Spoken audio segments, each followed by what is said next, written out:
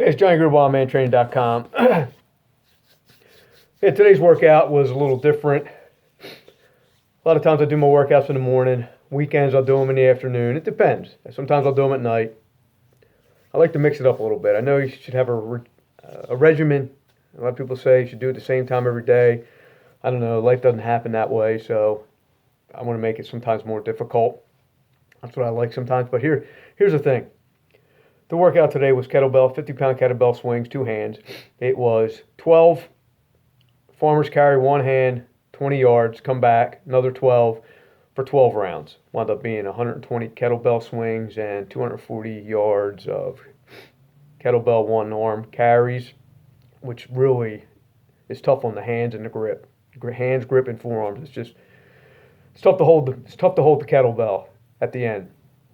But it also took me under 10 minutes, and it was a great workout, a short workout. A lot of people don't think they can get a good workout. More people rather drag their workouts out and not get the benefit that I believe I get in 10 minutes. Now, I was doing some research, and I was reading some different things, and there's a new study out that said when it comes to the vid, or virus out there, you have a 74% better chance of going to the hospital if you get the virus if you drink 3 or more sodas a week. You have a 3-time more likely to end up in the hospital if you get the virus if you get less than 7 hours a night sleep. And you are 90% more likely to end up in the hospital with the virus if you don't exercise. So basically it sounds like it's a fat person and an old person's virus. Not saying it doesn't affect everyone, does it differently, and not saying people can't die from it that are physically ill. Most people, I do know 2 people that died from it. They were younger. But most people will say, well, I knew somebody and they were completely healthy. Well, knowing you, an obese smoker who loves to drink all the time, if he's your friend or they're your friend, they probably live the same lifestyle as you. So because you think they're healthy, if their lifestyle is the way yours is, they are not healthy. So you got to stop lying. Stop lying to yourself, because that's not the case. Because if you think these people are healthy, you probably think you're healthy. And that ain't the fucking case. Because I said it before, and this is not me saying it. Rich hang out with the rich, the poor hang with the poor. Drug addicts hang out with drug addicts. Alcoholics hang out with alcoholics. It's just the fucking way it is. Okay? But it seems like more lifestyle is the cause of the pandemic, or endemic now, because it's never going away.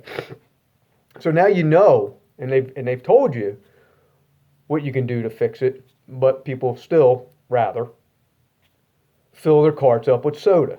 And I see this every time I go to the store, man. They are just fucking putting fucking case after case after case in the cart. And somebody even got real smart.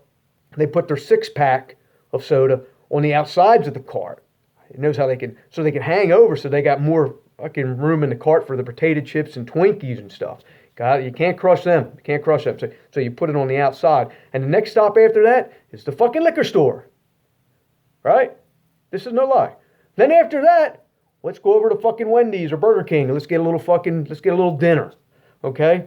This is fucking society. And yet they want us to fucking take medical injections that we don't want to take to protect these fucking people.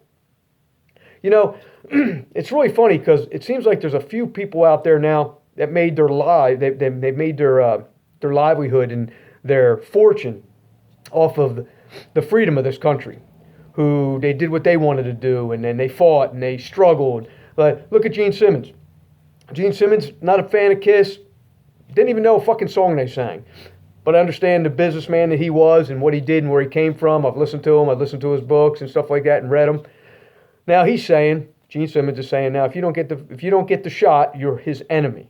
Okay, so he comes here from Israel, wants the freedom. Now he wants to take other people's freedom. Arnold.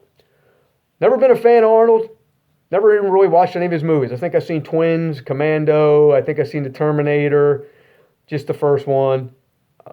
And I think that's about it. I've never been a real big fan. Even all the years I trained, he was not my guy. He's a guy now that says he's a vegan. Well, Arnold, if you were a vegan when you were in Austria, you'd still be in Austria, probably retired by now.